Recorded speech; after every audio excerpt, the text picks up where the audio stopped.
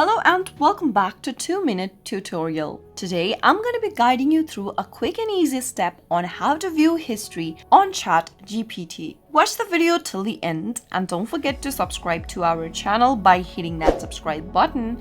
Press the notification bell so that you'll never miss another upcoming upload from us. To view your Chat GPT history, first go ahead and open up any web browser of your choice. Into the URL box, type in chat.openai.com and perform your search. Make sure that you're logged into your Chat GPT account by simply tapping on login and entering your credentials in the text boxes. Once you are done entering your email and password, you can tap on the continue button to log in. From the main home page of Chat GPT, in order to view your history, tap on the hamburger menu at the top left. This will now show you all of the search histories that you've made from this particular account. Scroll through the chat and you'll be able to see all of the chat history for the previous 30 days. If you tap on one of the content, you'll be able to see all of your history displayed on the screen. That is how you can easily view your Chat GPT history. I hope the tutorial was helpful to you. If the video was helpful, go ahead and give us a thumbs up. I'll be back soon with more videos like this.